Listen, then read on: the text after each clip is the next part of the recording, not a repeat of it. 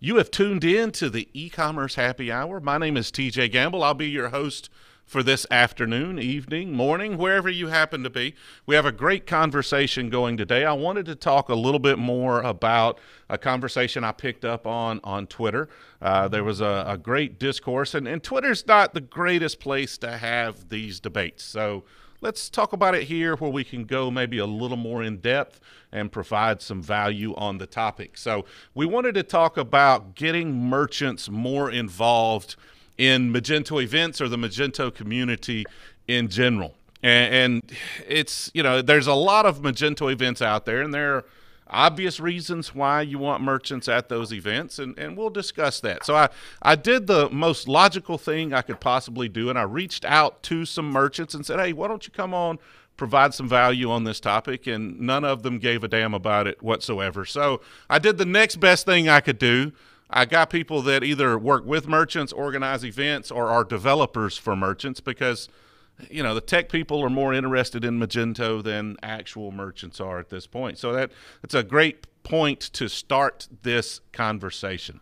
Again, if you're new around here, please don't forget to hit that subscribe button. Give us a thumbs up on the video. Those things always help out. And so my guest today, I've got a full slate of guests. This is about as many guests as we are actually set up to handle. And so on my dial here, we didn't put them in any particular order. So this is not in order of importance. I don't want to offend any of my guests. But we've got David Seidepner, Cyberware, used to work for a merchant. David, why don't you introduce yourself? Give us the elevator pitch on your business. Okay. Well, my business is Cyberware. We do e-commerce ad management. So we do a lot of digital advertising for Magento merchants. Before that, I worked for 9 years at ClearBags, which is a multi-million-dollar Magento merchant. One of the first we launched in like 2009. Great. And next on my dial here is Brent Peterson of Magento. I'm having a small technical issue, so I'm going to get up and fix that technical issue real quick while Brent gives us the elevator pitch on Magento. Hi, my name is Brent Peterson. I'm with Magento, and we are a Magento solution partner. We provide Magento commerce solutions and order management solutions in the United States and Latin America. And I'm a Magento master, if that means anything. I don't know. Let's not get the titles here. Don't be bragging on the live stream, Brent. No, that's great. That's great. Definitely worth noting when we have a Magento master. And I'm trying to remember, we've had a few Magento masters. I can't remember all of them, but there's not too many of them out there. So it's always great when we get one on the stream. Adam, if you would, Adam, give us Adam Randazzo with Great Lakes, formerly Great Lakes Orthodontics is now Great Lakes Dental Technology. Is that right? Give us the rundown on your role there in your business. Sounds good. Yeah, TJ. So my name is Adam Randazzo. Work for a company called Great Lakes Dental Technologies. We're a 50-year-old dental company. We supply services, parts, equipment to orthodontists, general dentists. Before that, I worked for an agency doing a lot of e-commerce development. This is going back a little bit when Magento was in the 1.4, 1.5 days. So yeah, kind of did the hop from working for an agency to, actually working for a merchant. So like I said, this is as close as we could get to having actual merchants on the stream. Merchants don't, in my opinion, the non-technical employees or owners of merchants or e-commerce businesses don't seem to care or to be as loyal to the e-commerce platform as technical resources that work on that platform, which is, reflected in who was interested in actually coming on and having this conversation. So that's probably as good a place as any to start. And I kind of wanted to get your opinions on maybe why that is. Can we come up with some theories as to why it seems that technical resources are more interested in the platform itself than the actual people who ultimately benefit from that platform's implementation? Any guesses here? Anybody want to jump on that? Yeah, I'll jump on Well, that. certainly. Oh, everybody, let's all talk at once. Let's start with, I heard David first. Let's go with David there. All right. So, well, I mean, obviously, Magento is a tool to get a job done. And for a merchant, you're really trying to generate some profit. You're trying to generate profitable growth for your company. And a lot of people just look at an e-commerce platform as a glorified self-checkout register at a Walmart. It's what lets the customer go into your store, select what they want to buy, check themselves out, so you don't do anything. It's just an automated system for that. That is what an e-commerce platform is in a whole lot of aspects. So we like to talk about it being a lot more than that, but it's not necessarily the case. And if people have had problems with Magento or some issues in implementation, different things over time, they're likely to be flirting with other options and always thinking about the fact that they could be using something else if this doesn't work out. So I think there's just a practical reality there. All right, Brett, what are your thoughts on that? I mean, I definitely agree with David there that it's really more just a tool to get a job done. I mean, if you were digging ditches for a living, what would be your affection to the shovel, right? Any different point of view on that? I mean, first off, I really love my shovel, and you know, I guess being from Minnesota, we do dig a lot of ditches, so. No, I think that merchants honestly probably, well, I don't think merchants really care about what's underneath the platform. So, you know, a good example would be from a car, like not everybody cares how their car gets assembled and where it gets assembled and all those other things that go along with it. So I think a lot of merchants, what they care about is how well it works and how well it performs. That's what the top end of the merchants care about. And maybe even from as you come down on the ownership or the leadership of that merchant, they're more looking at their staff to make sure this performs. And honestly, then as we get down into the organization, there should be more interest in what can they learn from the platform from a conference? How can they make that platform get better? How can they find things that are new in the industry? That would be something that as an owner of a business, I would think that you know, I would be interested in as a merchant. But I think most merchants would look to their agency or solution provider to give them most of that knowledge.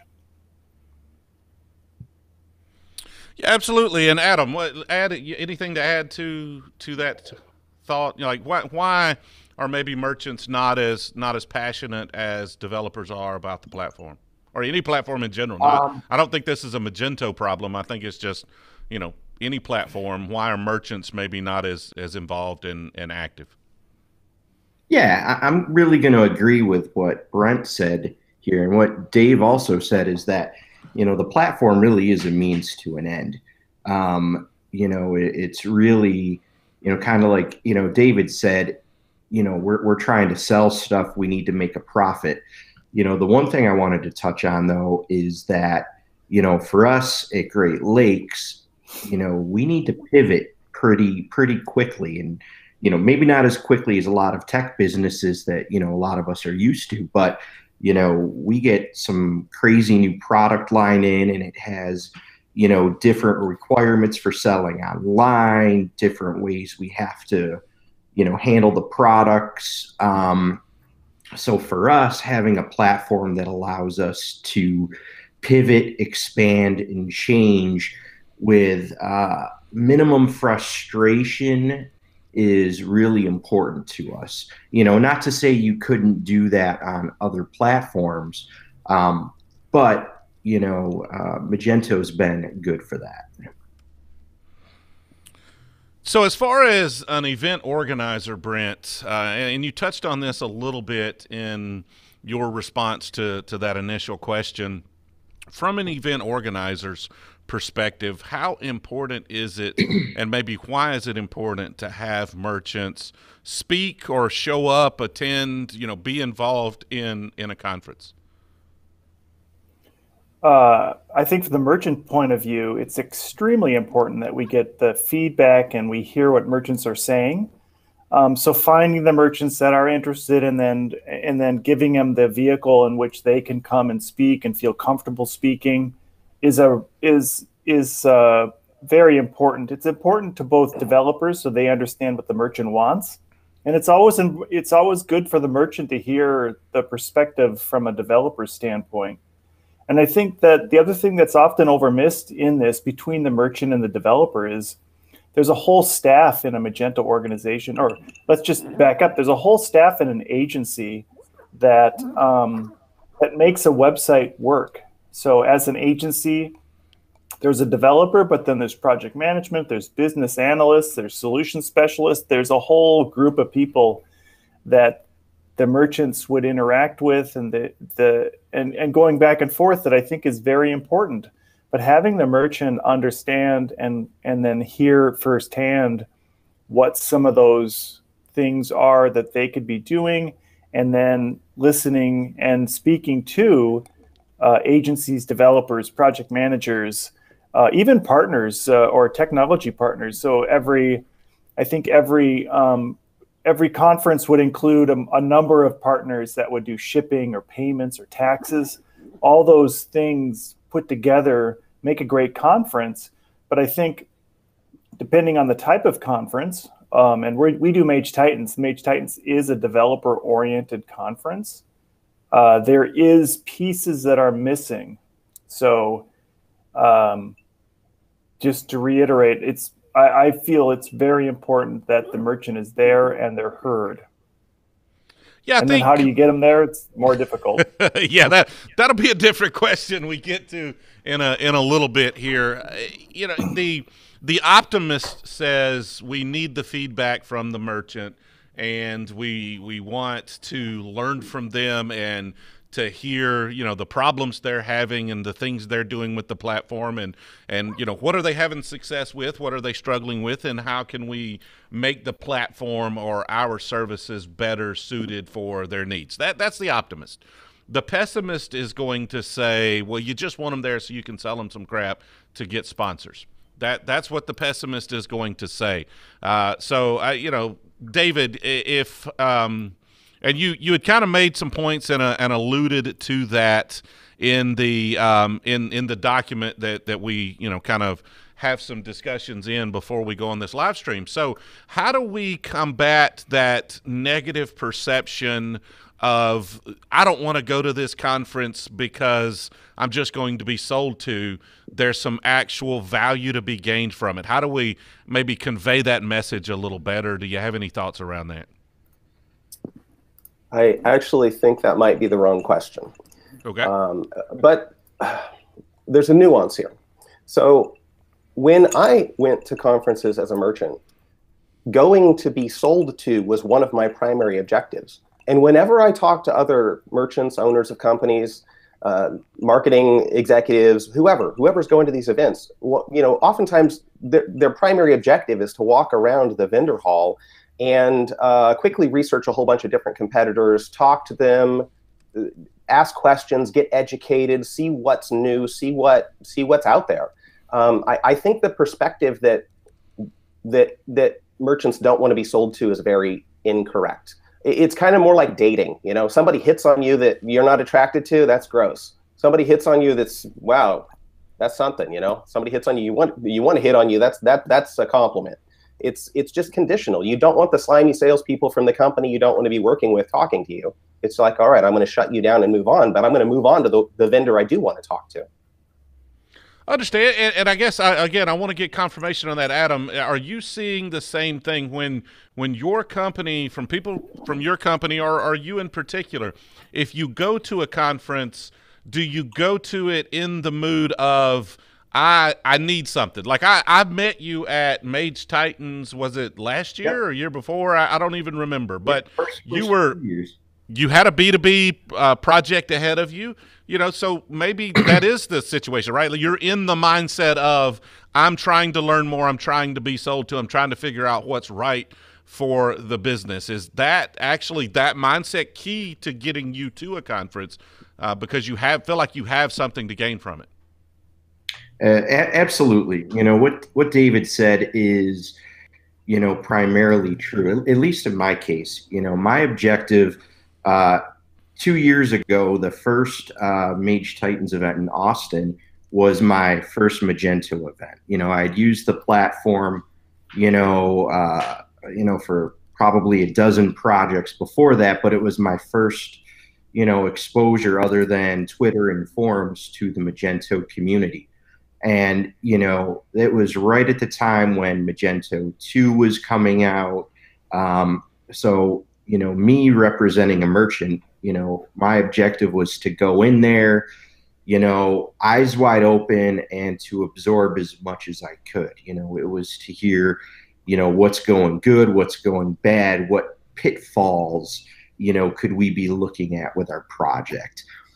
From a bigger standpoint, I'm with David also in that I do like to, walk around pretty much any type of event I go to, talk to the, the sponsors there or, whoever is selling, just, even if I'm not interested in their product, so to speak, it's good to know what's out there in case a certain problem ever comes up, in our business, or, just to kind of get, familiar with, or maybe get the pulse of what's happening.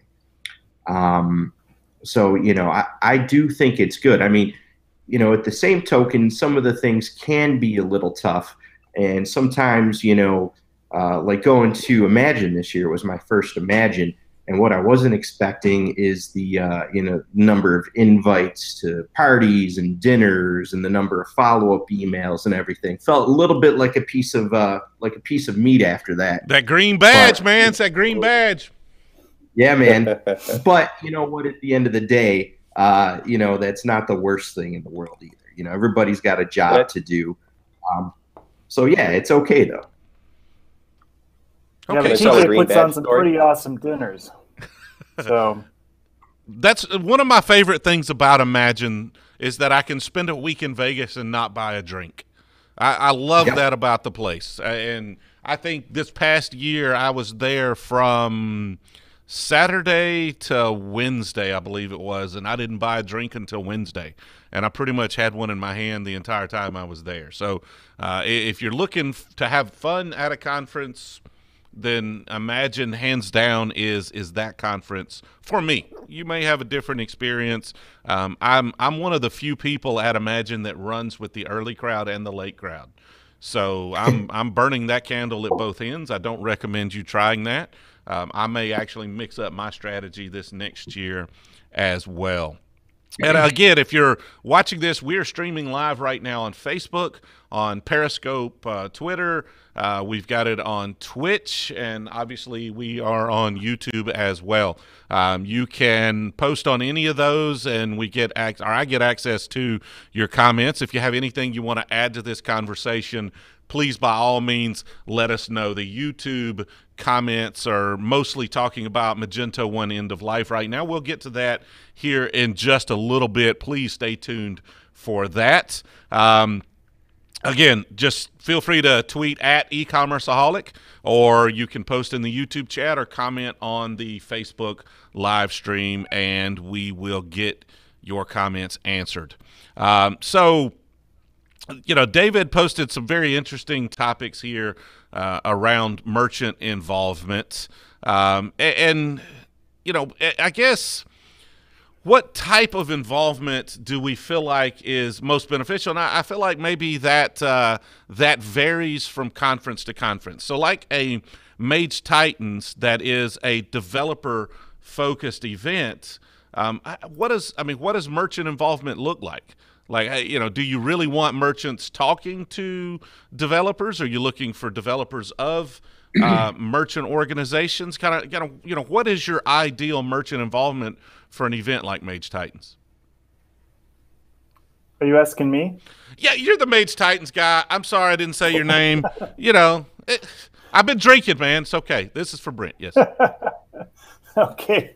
Yeah, I mean, I think that the ideal merchant would be somebody that is a little bit technical, or somebody that actually would like to know a little bit more about the underpinnings of Magento. They necessarily don't have to know about some of the technology, but I think it always helps for the merchant to understand a lot of what happens in the background of Magento. That would include the business side. It would include some of the technical side, the DevOps side. I mean, I think it's also important that a merchant understands, like, if they think, why would something that seemingly takes 5 minutes take an hour? Some of those questions that a merchant may have would be answered easily at Mage Titans.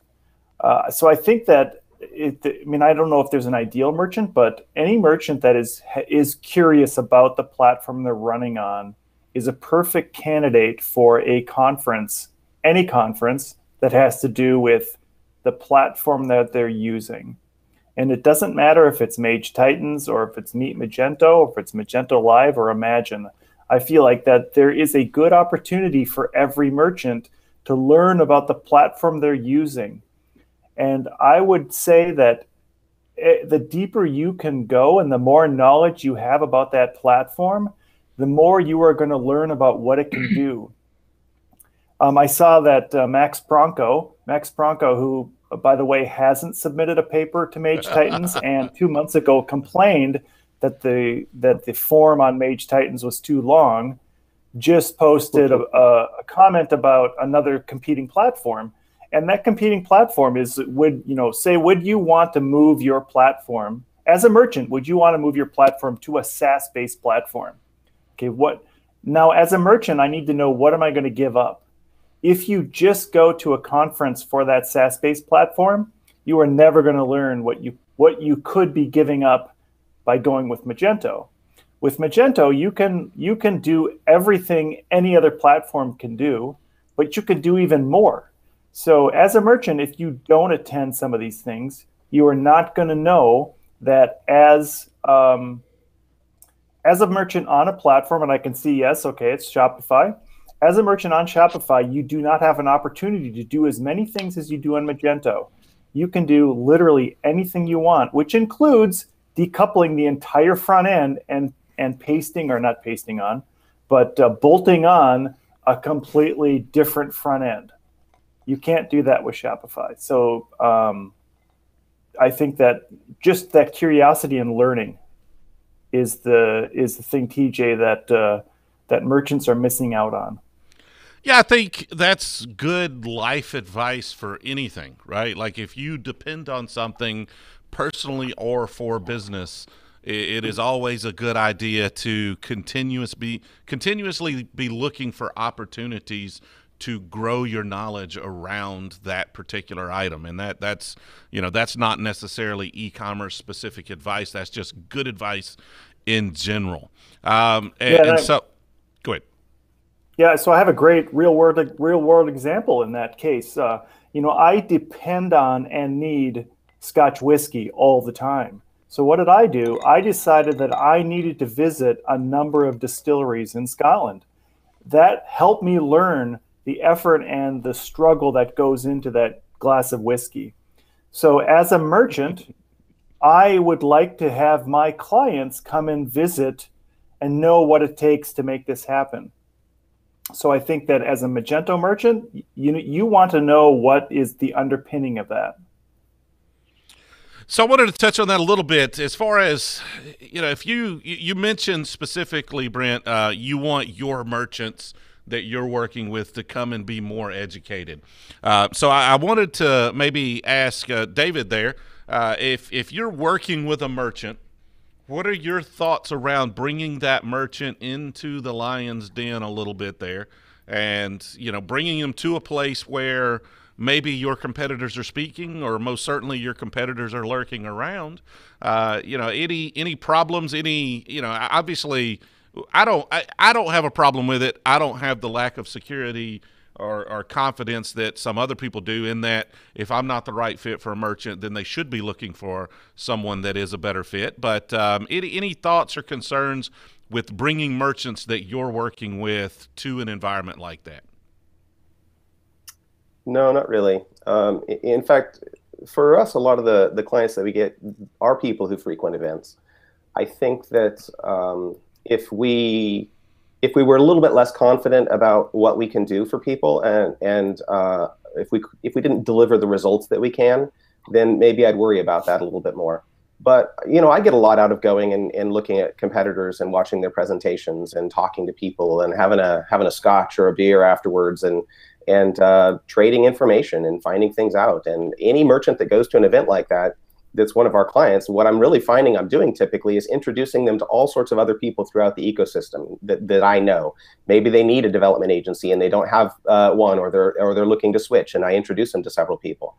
I'm always making connections like that within the ecosystem. It's good for our merchants to be there, get more connected with others who can help them be successful in their business. Absolutely. Adam, anything to add to that? Any thoughts? I mean, I know you work for a merchant exclusively, but and I guess that's another question as well, in that my headset has died here, so I'll deal with that while you're talking. But any concern with maybe, sending developers, if a merchant's sending their developers, are they sending them to a job interview or something like that? Any concerns from a merchant's perspective with having their employees attend these conferences? I did get a job offer at Imagine this year, so that's kind of funny. No, but in all seriousness, if people are happy, I'm happy at Great Lakes. There shouldn't be concerns about that. I had something I wanted to touch on, kind of about maybe I'm getting ahead of the conversation here. This is a pivot, but I had two things happen at two different Magento events that, like I said, I went there to kind of the first Mage Titans, learn about the platform from a technical side, and to kind of get a feel for what was going on with Magento too. And then also, Imagine this last year, two different things that happened. So first, 2 years ago, Mage Titans, and this really wasn't a huge technical talk. It was Brendan Fulkowski talking about, and this was more user experience based. And what we ended up picking up from his talk, which was great, was about product management and, PIM systems. So that was just a little tidbit in, one talk of what was a 2-day conference. And, walking away from that event, I kind of felt like, hey, Magento 2 still a little rough around the edges, but, we do have product management problems. It's not something I've heard a lot about, outside of this event. So let me look into it. Walked away with a couple names of platforms to look at. And that's actually how we kicked off our e-commerce project internally. So, that as a merchant was a huge benefit, to us. And that kind of fundamentally changed, our internal marketing, and how we manage products. So the second thing that happened was at Imagine this past year. And Magento holds a merchant-to-merchant sort of a roundtable event where, they get all of us green badge holders, into a room, we all sit at random tables, and then, we go through a bunch of topics and discuss, what's going on in our business, what's working well for us from a platform. But a lot of it has more to do with, from a business standpoint, how are we handling certain things? Some of it was obviously platform based, talking about PWA and integration and, all the nitty gritty stuff. But there was a huge amount of value in that for us too. So, I know one of our topics is, what events are, maybe more, developer driven or, business driven. But, just throwing out like little things like that have been really awesome, as a merchant for us. So you had mentioned the room, you have the green badges, we've talked about green badges. And for those that maybe don't know, at Imagine, if you are a merchant, if you're on a merchant ticket, you will have a green badge. And so you're easily identifiable as a merchant. And so my follow-up question, Adam, would be, what were your thoughts, around your experience at a conference that large, being identifiable as prey, right? Like, is that a good thing? Is it a bad thing? Is it, did it present any problems, or do you see it as somehow beneficial to easily be identified as a merchant? I think it's okay. I mean, I think I referenced before, sometimes you feel like a little bit of a piece of meat, but, I'm kind of exaggerating, obviously.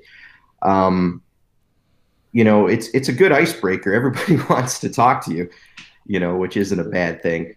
But no, I think it's okay. I mean, when you go to an event like this, I want to learn as much as I can. And, a lot of the learning that happens doesn't necessarily come with somebody's elevator pitch. It's talking to them about, their platform. If it's something,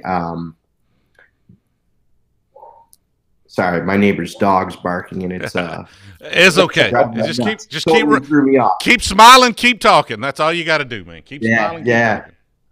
So, anyways, a lot of what can be gained is just from, talking to people, maybe not even their elevator pitch, but, kind of like David mentioned that, even if it's something I can't use now, maybe it's something I can use later. So, I think it's a good thing. Can I piggyback on that? Absolutely. All right. So I've been on both sides of the badge color. And one of the things that is interesting about that experience for me is that I'm actually colorblind.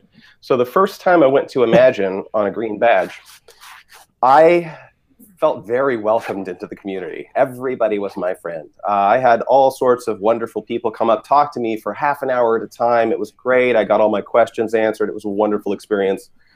And then I think we were at like the main Imagine party, and I was talking to this woman who'd been talking to me for like 30 minutes. And she made some comment about the badge, and that's what I was like. I'd said something about how everybody keeps talking to me, and she said it's because of your badge, and I was like, what? I had no idea. So that's very interesting. It definitely means as you're going through the vendor hall, people are calling out at you and purposefully maneuvering through the crowd to get in your way. So as you walk past, they can say something to you. So you can definitely feel like a piece of meat. Now, the flip side of that experience is going to Imagine this last year and not having a green badge. That was very interesting as well. You definitely get invited to a lot fewer parties. Some people that you thought were your friends, maybe they weren't really your friends. It's an interesting experience. And I don't know. I will say, though, that I had the experience at other events of just going and networking and talking to people and engaging as a human to a human. And you get to know about them, and it encourages more conversation and more connection. The badge color system really drives a wedge between a lot of people because it does make a lot of people with green badges not want to talk to you if you have one of the other color badges. It actually can be a barrier to the connections that might otherwise organically arise. Yeah, I would agree with David there. I think that it's good to have that opening question asked. So when a merchant when a partner would say, "So what do you do?" And when I say I run a Magento agency, and then they turn around and walk away, I know that they're looking for Adam. But hey, if that's what the way they want to do it, or I'm not saying that happens, but that does happen. It happens. Yeah, but at least you have that initial conversation, and at least you can you can continue the conversation, or you might both find out you run marathons, or whatever the case is. It gives that opportunity where you're inviting more communication rather than, as David said, driving a wedge in between the prospective clients or merchants and the technology partners, and even the Magento staff. So I know it was strange. They gave me a white badge with white text, and nobody would let me in, but maybe they just they gave that to me special. Maybe you had it turned over backwards. I've got a perspective on the merchant-to-merchant session as well that I'd like to piggyback on. And Sure. So Adam's experience sounded like it was a good one. My experience with merchant-to-merchant sessions, it weren't really positive. What my take on it is I got in a room with a whole bunch of merchants, and supposedly it was so we could talk merchant-to-merchant. But it was clearly a session organized by the Magento marketing team. So in some ways, it was just a way for them to capture all of the attention of the merchants for a little while. All of the questions that were brought up as topics by the moderator to discuss with your fellow merchants were clearly things that advanced the marketing objectives of the Magento organization. So it wasn't really like the hallway track where you're connecting with people one-on-one and you're really diving deep into their business. You're asking questions about this or that, talking about your business processes, how you do everything, how you glue it all together. It was more like, Adam made a point, there was something about PWAs. So PWAs is a current hot topic, and there's some things going on there. So we're going to steer the conversation towards that. Well, PWAs might not be appropriate to all merchants, but that's something that is a hot topic, so they're pushing it for whatever marketing reason they're pushing it for. So I don't know. I'm actually not a fan of those sort of scripted merchant-to-merchant sessions at all. Yeah, but the idea is, in your opinion, I mean, make sure I clarify, the idea of it is good as long as it's not misused. Is that what you're saying? Correct. And I would even go a little further to say that, going back to the point earlier about merchants being fine being sold to, if you go to a conference session that you thought was a talk about email marketing, but it's really a particular vendor telling you all about their solution, that feels slimy. It's not a session you want to go to. That's a session you're going to leave early from. But if you go to a session that's put on by a particular vendor and it really is about being successful at email marketing in general, and it's not just about their platform, that's great. You go to a merchant-to-merchant session that's really helpful and useful and beneficial, where whoever's facilitating it has thought about what merchants want to get out of it, or and they're structuring it so merchants are going to get that out of it. That's different than a merchant-to-merchant session that's really a backdoor sales channel thing. And speaking, go ahead. Yeah, David's got a great point. There definitely was some of that. And, when I say I got a lot out of it, it was less so for the, there was definitely, there was some things in there scripted, but when it came to PWAs, all of us at the table looked at each other like, yeah, nothing we want to handle right now. Cool, but let's talk about this instead. The biggest takeaway from that was, getting to know different merchants, so that when we're having a beer or a cocktail later, it's an icebreaker and we can jump back into that conversation. And also, it's an email address or a business card where, it's like, oh yeah, you ran into that. Here, let's email each other, and let's stay in communication to talk about it. I would definitely like to see that format, but have it be seen as more organic, with maybe the topics put together by the merchants in the room, as opposed to starting with a marketing team. So I think that's a really fair assessment by David. But despite that, I think there's still a lot to gain. TG, I think that one thing that is often overlooked, and I think the merchant-to-merchant talks are important, but I think one thing that we had a lot of success with last year in Mage Titans Austin is we did some workshops before it, and it's particularly the training part of it. We had Mage trainings. We had Derek Harlick from Mage Training there last year. And I think the room we rented was like 35 people or something. And I think something like 50 people showed up. So the interest from a specific workshop, I think, and Adam can correct me later if I'm wrong, but I think the interest on workshops is much greater than just a general chat about some topic that you have 30 minutes. If as a merchant, I'm going to invest, 3 hours into something where I'm really going to get a lot of value out of it, I feel like as a merchant, that's much more valuable than a merchant-to-merchant talk. I feel like the merchant-to-merchant talks a lot of times are for the marketing team to say, oh, we've got merchants on stage and they're talking about their successful solutions. And by the way, Jamerson did my website.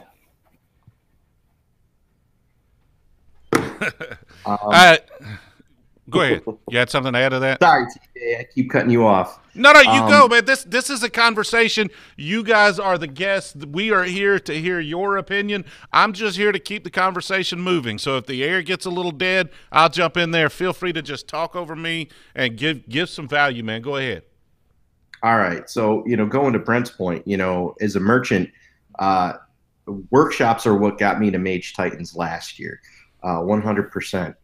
I did 2 workshops last year. One of them was on Aquino, which is the product information management system, which was, what I started researching, after the first Mage Titans and started implementing at Great Lakes. So last year I went to it after I was already starting to use it, and it was more introductory, but it was great because I got to meet people from that company. I got to talk to a couple other people who were using it.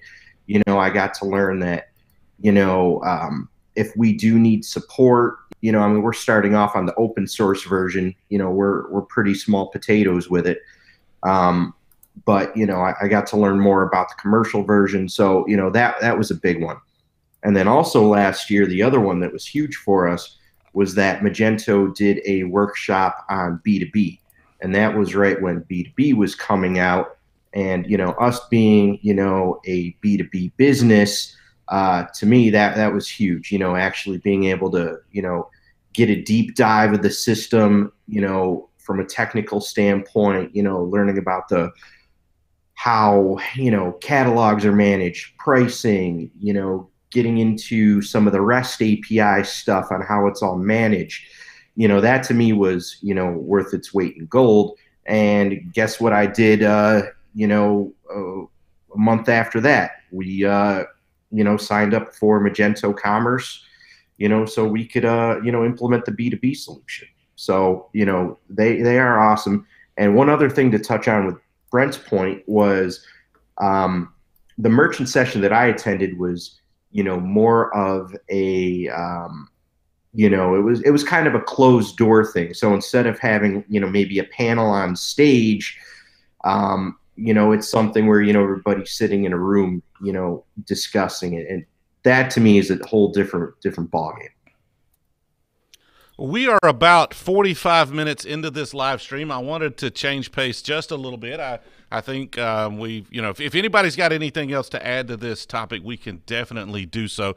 But I wanted to address a couple of comments we had here. We've got Quentin watching on Facebook. We don't get a ton of people watching on Facebook, Quentin. We've just started streaming over there. I appreciate you watching. Got some big-time guests on the show because we do it right, man. We always do it right. We bring in that fire every Friday. So great conversation going on over on YouTube if you want to be a part of it, or keep watching on Facebook. That is good too. Megan Deppner here is letting me know that my glass is empty. Time to refill. I've been sitting here with an empty glass for a little while intentionally because Brent is giving. Yes, actually I do. But Brent's giving me a hard time on Twitter. Like, does he actually drink it or is it just for show? And he's showing pictures of it slowly going down. So I wanted to leave it for a little while just to make sure he could get that screen capture of the empty glass before I poured just a little more of this bourbon. And I hate to do this live on camera because I know one day I'm going to mess up and I'm going to spill it all over my MacBook, and that is going to be documented for everyone to see. So I usually try to do it while someone else is talking. But I've got a new segment, and we got a couple of more topics I want to talk about. This one's short, so we're going to do it first. And this segment is What You Bitching About on Twitter, brought to you by Magento. Magento is the only email marketing platform built from the ground up to help you get more from your Magento store. So check them out, magemail.co. I appreciate them being the What You're Bitching About on Twitter sponsor. It helps pay for the alcohol and all the costs that go along with bringing you this live stream every week. And this week, we've actually got someone who was watching live. I don't know if he's still around, but this week's What You Bitching About on Twitter goes out to Max Pronko. Max, I want you to come on the live stream. I want you to come on next week if you can. And I want to actually talk about this subject, but Max doesn't seem to be real happy at this point with the Adobe acquisition of Magento.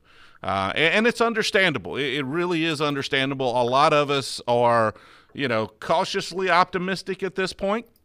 But Max made the comment, and I can't bring the comment in. I apologize for that, so I'll just read it.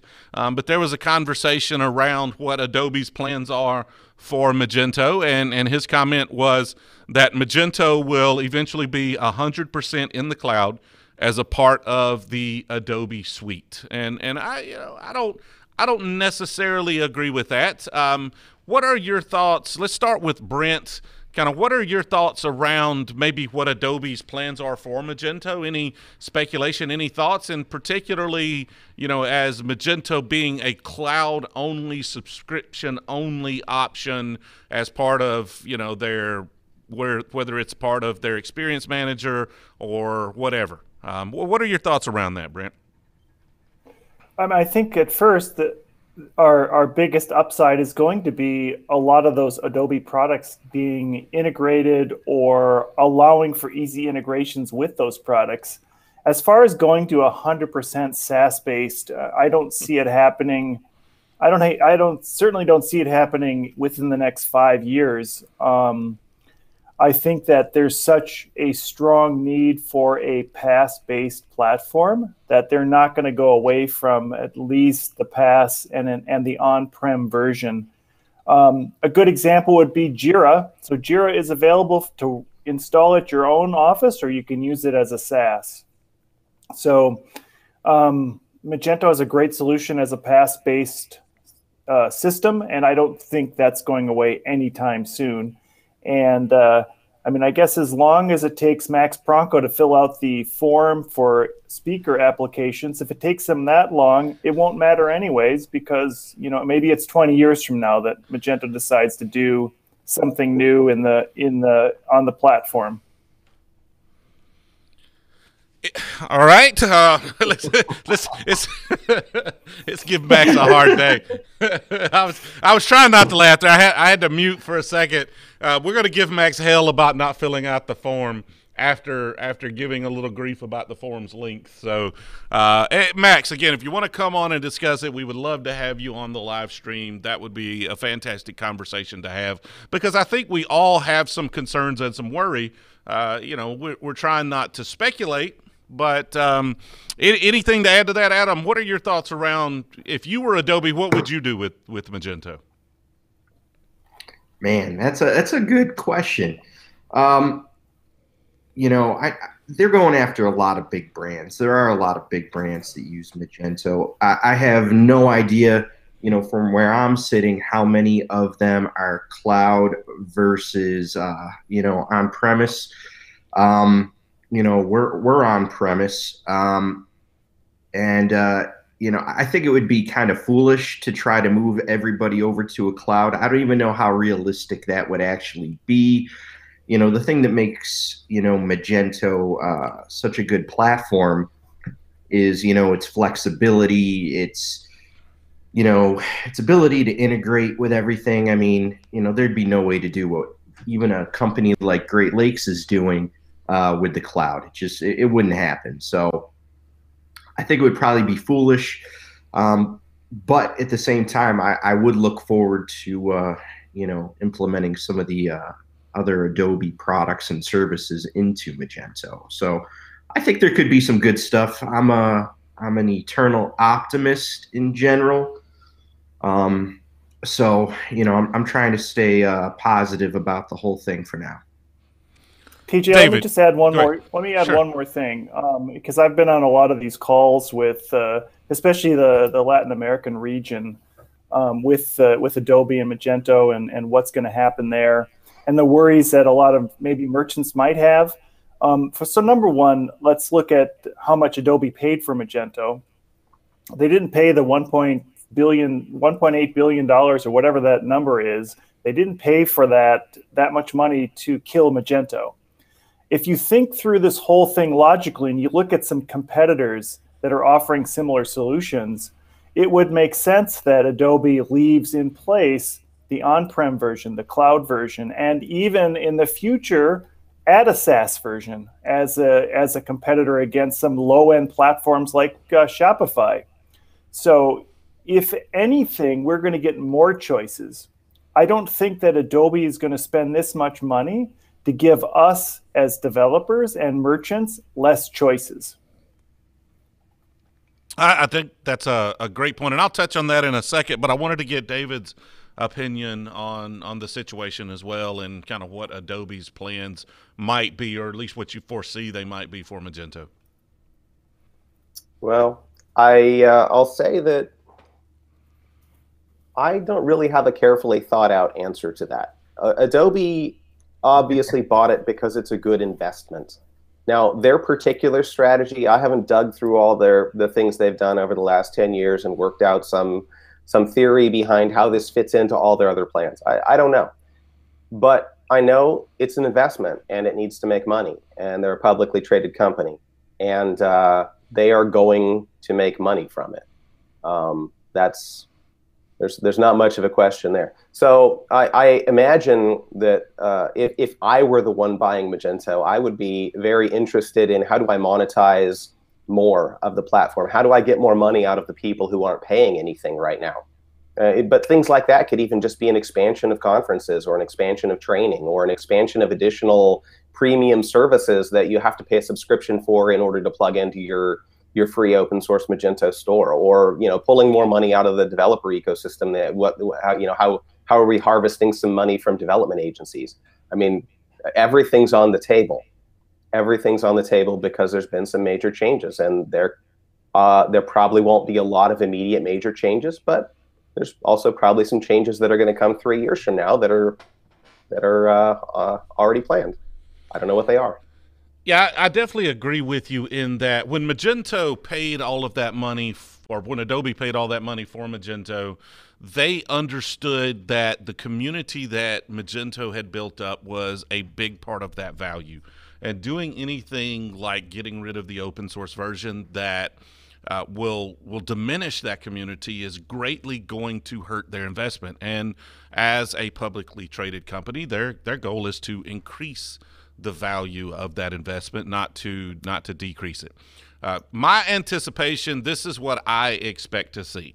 I expect to see Adobe try to lower the barrier to entry to Magento, to try to make it a little cheaper, a little easier to get on the Magento platform.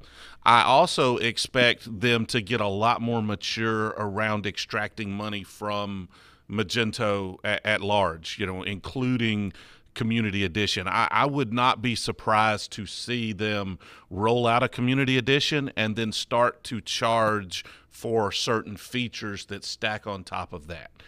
So you can get the free version, and then you get, instead of it's enterprise or nothing, like it's enterprise or it's the open source, I wouldn't be surprised for them to start, content management system. Oh, you want the page builder? Sure, that's just a smaller monthly fee. You want the B2B modules? That's a smaller monthly fee, right? And so they compartmentalize a lot of this functionality and start to extract revenue from some of their open source customers that maybe need part but not all of enterprise functionality, or maybe even offering other services to them. So that's kind of, I think the pricing model will change. I think we'll see a lot more resources toward Magento, so we'll see an increased velocity, which we can, if somebody wants to come on and debate whether or not that's a good thing, There's some good in it. There's some bad in increased velocity.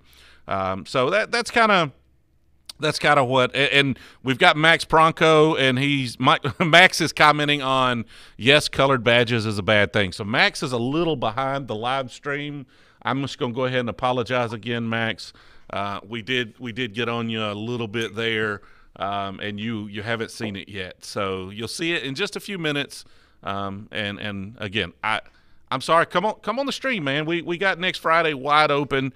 Come on, we'll talk about it. The next topic I wanted to touch on, again, we've been going for about an hour here, and so we need to get on this, at least touch on it, seeing how it's breaking news.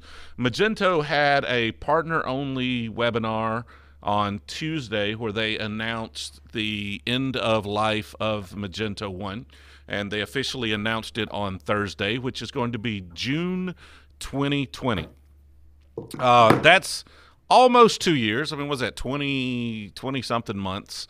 I can't do the math. I've had too much bourbon to be doing math at this point. I don't even know what day it is, much less I couldn't do the math if I wanted to. So 20, It's 21, Monday, 22. TJ. Yeah, it is exactly. So Monday.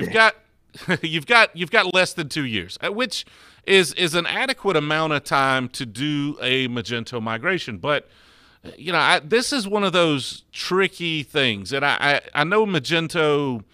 I don't know if they necessarily did it intentionally or if it was just a consequence. But they threw out this, we're going to end support for Magento 1. And then everybody freaked out because it wasn't near long enough, and some people were just launching their sites. And then they reeled it back and said, okay, someday we're going to end support for Magento 1.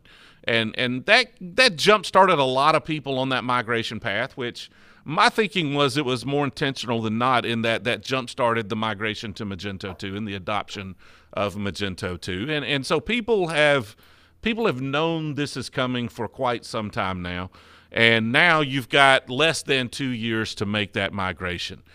Brent, do you think from an agency perspective, I mean, it's good and it's bad in that, it prompts the conversations around Magento 2, but it also prompts conversations around platform evaluation in general. So from an agency perspective, is having that hard deadline out there a good thing, or does it create more problems than it helps? I think it's absolutely a good thing. I think from what clients are going to choose, it is a good opportunity to evaluate where they're at. And I think that you're going to find that the merchants that are using Magento and all the features that they have in Magento, especially the ones that have a lot of customizations, those are the merchants that are certainly going to do the migration to Magento 2. And I think that then it's up to both the Magento and an agency and some education to let merchants know why it is important or why it's easy to go to Magento 2. I will say that I've been writing some articles about how Magento 2 is easy, and kind of pushing back on this stereotype that Magento is super complicated. I think that the only reason that anybody would ever say Magento is complicated is because you can do anything you want with it. I know that I've demonstrated on stage with Derek Harlick that we can launch a Magento 2 store in an hour, and we can sell something live on stage. So if it's as simple as getting a logo on and changing some colors and then uploading some products and adding your payment gateway, it is no different than any other platform. If you take and look at it in that light of, okay, I want to sell something, I can't do all these things. So for example, if you're looking at Shopify, I can't do all these things. I can't add all this stuff in that I can do on Magento 2. But if say you're doing something as simple as selling t-shirts, we've demonstrated that in an hour we can launch and have this site up and live. So I guess going back to the idea of what should you evaluate, it is a lot around education, and there's plenty of time now to educate clients on why they should go from Magento 1 to Magento 2. It's a great point, and I've actually recommended to some merchants that they evaluate and use a SaaS platform because of some similar reasons to what you mentioned. In that it limits their stupid decisions to their budget, right? Like you get this wild, crazy idea. You've been in business 30 years, and you get this wild idea on a Wednesday that you have to have. You cannot stay in business another day if you don't have this crazy idea you haven't had for the last 30 years. And it's just, it's a bad idea, but sometimes it's hard to educate merchants, and the easy education is that's not possible, right? So yeah, it's definitely, that is one of the problems in Magento, is the perception of complexity, because it can be.